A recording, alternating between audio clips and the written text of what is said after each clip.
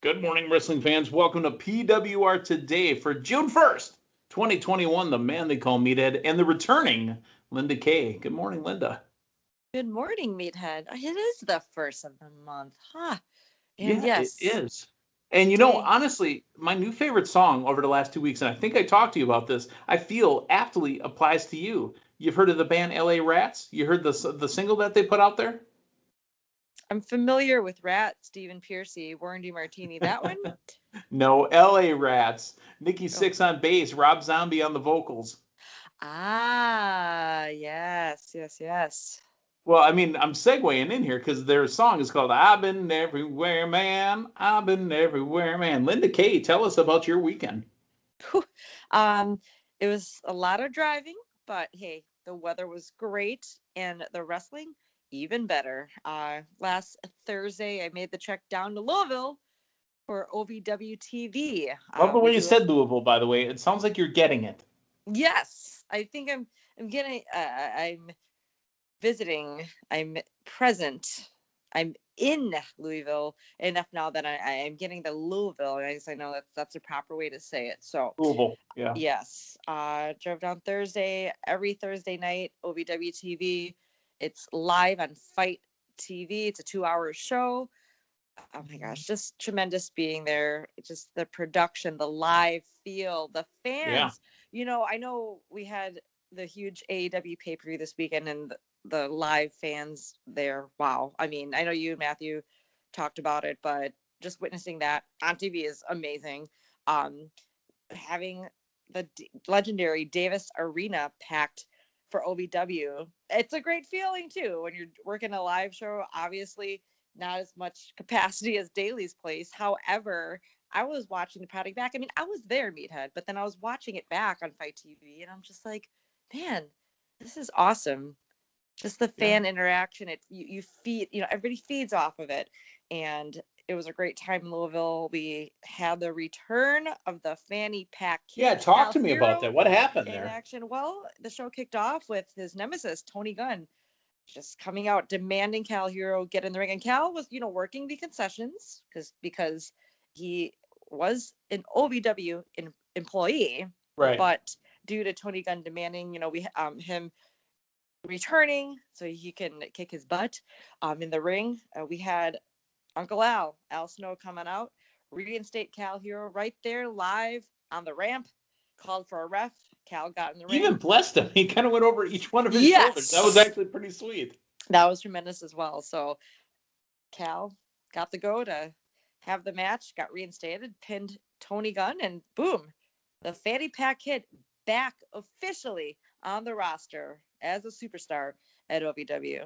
That Matter of was, fact, he won back his fanny pack. He won back his boots. He won back his jacket. I think he won back some of his mullet. I think so too. Yes, Because yes. we did see, and sorry to kill, we're not killing OVW here, but we saw Cal obviously on AEW Dark last Mm-hmm. Tuesday, and echoing throughout Daly's place, my mullet. Yes. That was hashtag tremendous because Mm-hmm. as a person who rocked a real mullet back in the '80s, I love and appreciate Cal's hair. Cal goes through the same thing that I do, which is when we let our hair grow out, it is very thick and is very curly. So Cal is rocking a mullet. I had a hard time in the '80s. Boy, there are some bad pictures out there. I was gonna say, when are those gonna make a surprise appearance here? I don't think I've ever seen any You pictures of know, you back when. I'm not hiding them. They're on the Facebook profile. I don't readily hand out my name, but it's out Mm-hmm. there if you search far enough. And the man they call Meathead does have a Facebook page as well. You can check it out through the PWR page. There's a man they call Meathead page, and some of those pictures are out there. There's a reason I keep my hair short and tight because if I let this thing grow out, I think I could rival Cal's mullet. To be honest with Oh, you. very nice, very nice. But that's his gimmick. That's his thing. We'll leave that be. Hey, speaking of gimmicks, thinking of things, Linda Kay, I want you to talk about who our sponsor is for this program. Our wonderful sponsor, Collar and Elbow. Now, the sale for the Memorial Weekend did expire last night. I know Mm-hmm. you and Matthew talked about it. It was a special sale. So make sure to stay up to date because there could be some other surprise pop-up sales taking place. So I gotta assume it's, there's something coming from America's birthday. yeah, exactly. Stay up to date. The website, collarandelbowbrand.com. Got the spring sale still taking place. We've got some new designs out there. And to save a little extra, make sure to use promo code Linda K. That's LINDAKAY to save yourself an extra 10% off your order. Love it. And again, with the sale, with that Memorial 25 that was out there, you had the man they call Meathead sifting through. I almost pulled the trigger again on a couple other pieces, but I don't know why. I just keep finding myself in the Good Brothers sections, the Buenos Hermanos. They have the shirts I want to wear. I mean, Yeah. pretty much plain and simple, right? Yeah. I've got my Festus face. I've got my brother rating of 10. I've got my what's my other Good Brothers? I got a couple of other Good Brothers shirts. Plus, one of my favorites that I actually have on this morning, my Irish Whip, that came out over St. Patty's Day. It's probably my favorite shirt right now.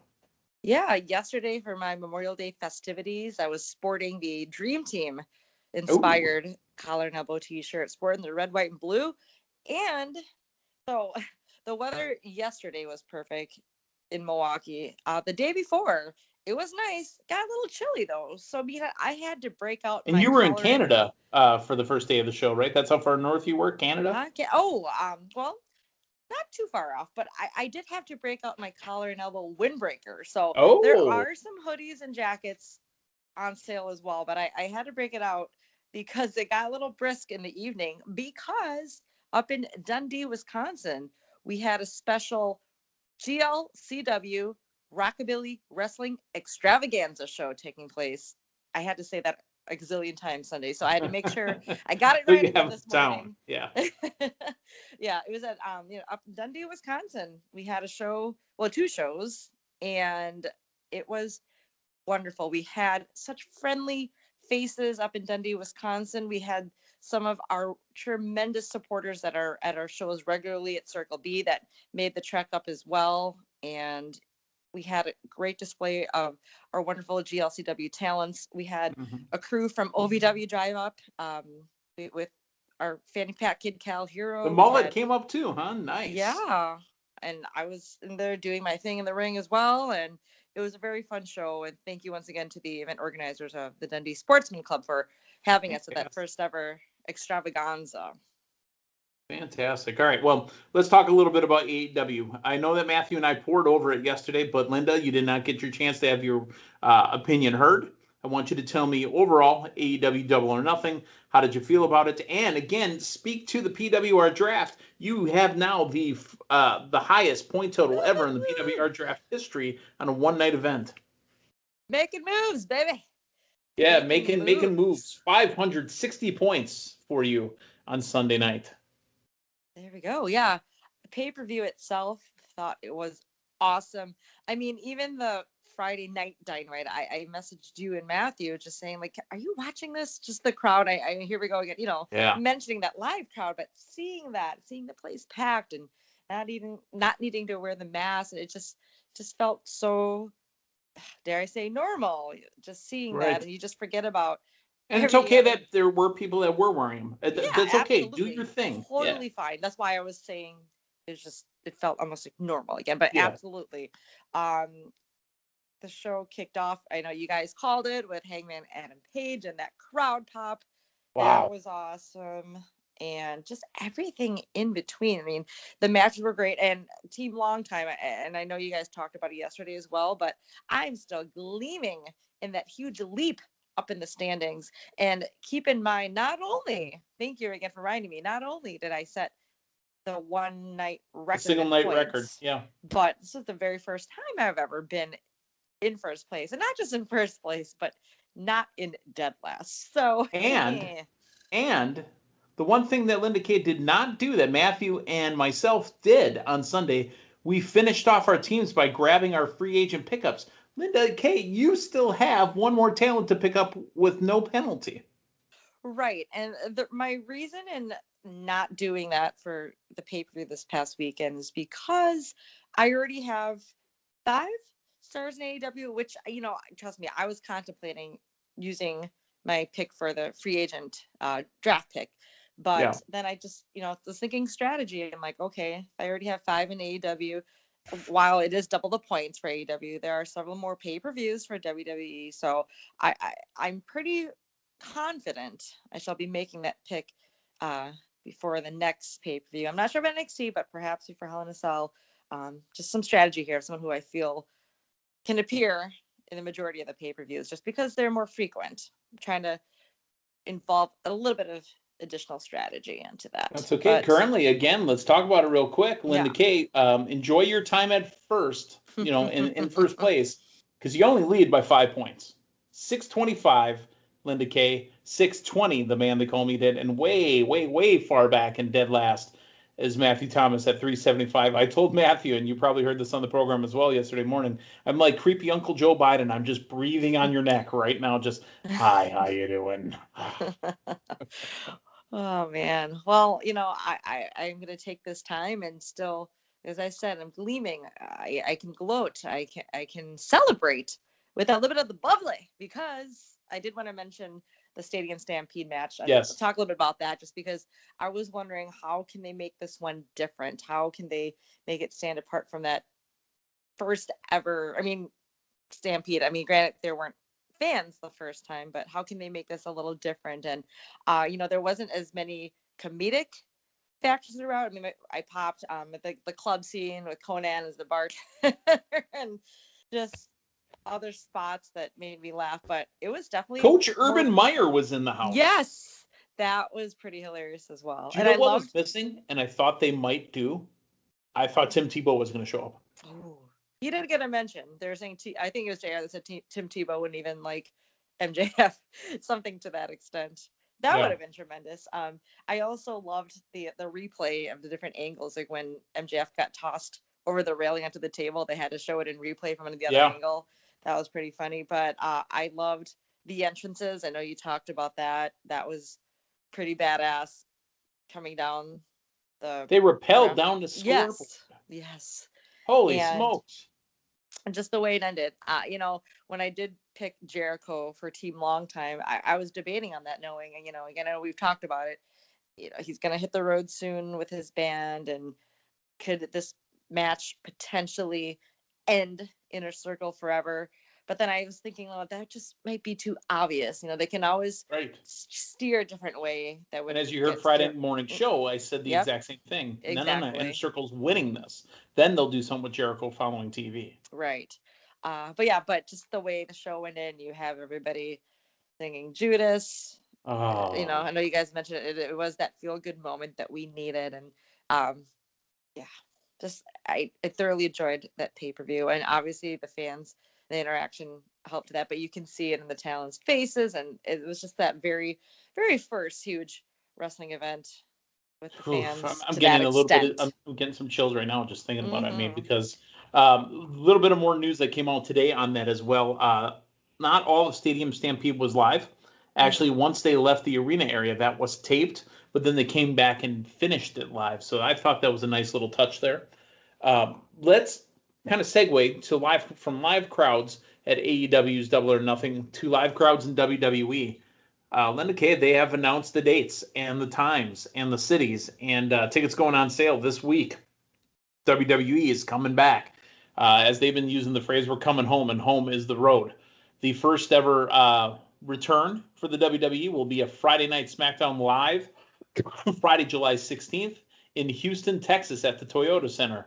That'll be the go-home show for Money in the Bank. Money in the Bank will be live. Fort Worth, Texas on July 18th. They will be doing a live Monday Night Raw on July 19th in Dallas. I think our good friend Damian Nelson should be there in the building as well. Mm-hmm. Then the next weekend, they go back to Cleveland for a Friday Night SmackDown, Friday, July 23rd. Then they're doing their house shows, but they're calling them super shows, and that's cool too. So the first super show, Pittsburgh, July 24th, also known as White Castle Day here in the PWR studios. On July 25th, Louisville, Kentucky, WWE coming. July 26th, they're doing a live Raw in Kansas City. July 30th, live SmackDown in Minneapolis. our hometown, Milwaukee, Wisconsin, getting a super show Saturday, July 31st. So they announced these 25 plus cities that were going to happen, Milwaukee and all the big cities that have kind of gone full capacity, 100%, they're open for business again, are getting touring events again. SmackDown again, July 16th. I mean, you mentioned that Raw, I believe, is going to be live right after that Milwaukee show in Detroit, Michigan. No, I'm sorry. Super Show in Detroit. Raw Monday, August 2nd in Chicago. And again, that's a show that, a lot of us like to go to as well. Terrible building, great crowd. I don't know about you, but I do not like the Rosemont Horizon. Blech. Allstate Arena, if you will. I don't care what it's called anymore. It smells like an underarm. I appreciate the shows there too, because it is a smaller arena. I mean, if you think of Chicago, if you want to compare it to the WrestleMania 22 in that building as yeah. well. Yeah. Been to many shows there, and I've always enjoyed the Raws there. The Chicago crowds have been a blast as well, but I am super stoked for that show here in Milwaukee at the Pfizer Forum. Do you know I haven't been in the building yet? No, really? Well, again, I've been up in the Fox Valley for 7 years now. Yeah. Bradley Center was still down there when I was down there. Oh, yes. Yeah. There hasn't been a WWE show though since it's opened. Now that I think about they had a show there. They've been in Fiserv. Absolutely. I'll have to look back. Yeah, they've been in Fiserv. I'm sure okay, sorry. I'm getting a little lost with the year of COVID in between, and I'm just kind of like, we're all going to be going through that. It's all going to happen. Okay, well, if it was there, then I'm sure I was there, and I just don't. You were probably there. And you've been to Bucks games, obviously, so you've been in the building. I went to the premier event, which was the Killers concert. So right. What I wonder is when JR gets to town, when Jim Ross gets to town, and we talk AEW Dynamite in Milwaukee, I wonder if the first thing he mentions is the catering company that used to take care of Bradley Center coming on over to Panther Arena. Because that was the first thing that Jim Ross always mentioned when they were on their way to Milwaukee. By far, best catering on our road trips anytime. Yeah. That's tremendous. Oh, yeah, that's literally, I can't wait to get back to the city of Milwaukee, the home of Austin 316, and probably the best catering on the road, bar none. So, wow.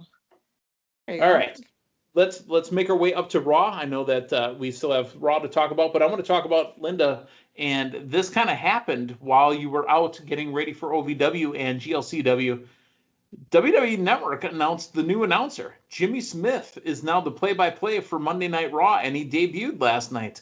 We'll get into Raw real quick, but overall, your thoughts on Jimmy Smith, who is formerly called MMA and has also been part of NXT pre-shows.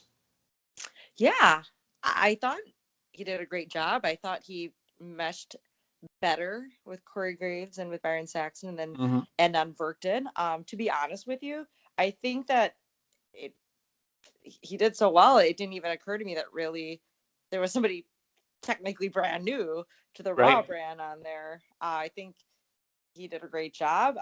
Perhaps it's already, his role helping out, doing stuff for NXT, already getting a bit more familiar with the WWE product itself, having that MMA call background. I mean, obviously different sports, but some similarities if we're going to be calling the action play-by-play and yeah, I think and that's a huge difference. Huge difference. Here's the thing. This is, again, we feel apologetic when we say this about Adnan Virk. Each time we mention this man's name, he came from a different background. He had zero enthusiasm in his voice. He even had to fake it, feign it up to the last couple of weeks. Jimmy Smith had it already, and he's called MMA, so his excitement level and his energy level was already up higher than Adnan's had ever been or would get to. Jimmy Smith will be a way better fit. Absolutely. Like I said, I didn't even really factor in that he was technically new to the Raw commentary desk, and I thought he's been a great choice. I know it's been one show, but again, just his knowledge and background already, the familiarity within the WWE. Literally, him calling out Shayna Baszler's I always get it wrong. Karakuna clutch. He called it right away, and it felt like he knew the move. If I would have heard Adnan Virk, again, we sound apologetic when we say this, but if I would have heard him say that, I wouldn't have believed him. Right. Does that make sense? Yeah, absolutely. sometimes it just flows out of your mouth better when you're more familiar with it. And he did call a lot of the spots just right off the bat like that. And again, that's what makes it seem like he's not somebody that's new to Raw. But Right, so exactly. far, so good. Yeah. So let's just hit the high spots from Raw last night. I think Jimmy Smith was one of them. Drew McIntyre, Kofi Kingston closed out the show. I want to talk real quick. We're not going to go in order today. I want to talk real quick about the big swing slash, what's the kill switch? What's the move he does with the DDT? What's Drew McIntyre's move with the DDT? Anyways, he did a... I'm just so thrown off by how amazing this move was. I forgot the damn name of the move, too. It was like a half big swing where he was swinging him around, and then he hit him with like a Glasgow kiss or something like that. I forget exactly what it was. Yes, but I know exactly that part. That was the highlight of the match. I mean, I was just going to say highlight, but definitely what stood out the most to me as well. Oh, my God. It's still standing out to me to the point where I'm fumbling over the damn name of the thing. I will find this name, so stall for me while I look this up because this is going to bug me. Go ahead. Okay, well, we got to find out just if... Okay, let me start that over. We found out if we would have Kofi Kingston involved in the championship match at Hell in a Cell with Bobby Lashley, Drew McIntyre. If Kofi Kingston wins, he's in. And unfortunately, I'm saying unfortunately because I love Drew McIntyre as well, but I do love the New Day, and you love me some New Day. Long time, yes. And I think inserting Kofi into this storyline here got a lot of fans excited because it gave just hints and hopes of another Kofi Mania. So unfortunately, for those who wanted to see that, it did not happen, as Drew McIntyre did win the match. And honestly, though, that match I thought was tremendous. And just seeing... It was like a half big swing, half future shock DDT. There you go. At about 3 revolutions, as he got him around, then hit the future shock DDT. He chucked him over the rail and hit some of the LED board as well. I mean, this was an amazing match. I thought Kofi Kingston was fantastic. However, with a clean victory, Drew McIntyre will be taking on Bobby Lashley at Hell in a Cell. Right. I see this being the final nail in the coffin, if you will. Final. Yes. Final. Between Bobby and Drew. As far as who will come on top come Hell in a Cell, not quite sure yet, but we've got a couple weeks to continue building this, and I think in the end there will be a payoff. We'll get a tremendous Hell in a Cell match, and that will make their feud a little bit different than, we've got a lot of Lashley McIntyre matches as of late. Yeah. This one will be a little different. On this one. I don't think this is the final. I think your winner and new WWE champion, Drew McIntyre. Okay. Because think of it this way. We've said this over and over. Matthew said it, you said it, I said it. Damian said it, Dave said it, Drew said it. We've all said this. The COVID era, Drew McIntyre never got that fan reaction from town to town, from city to city. I think it's time to do it again. Bobby's had a good run. Put Bobby back in the mix again and get Bobby and Drew out there for these super shows. And I think they could take this match out there and make it the main event over and over and over. That's a very good point. So you're saying Drew would get the title at Hell in a Cell, and then they just continue their feud versus waiting until possibly SummerSlam for Drew to get it back? I think there's more for Drew at SummerSlam. Okay. I think there's a bigger opponent that we can't see yet. Gotcha.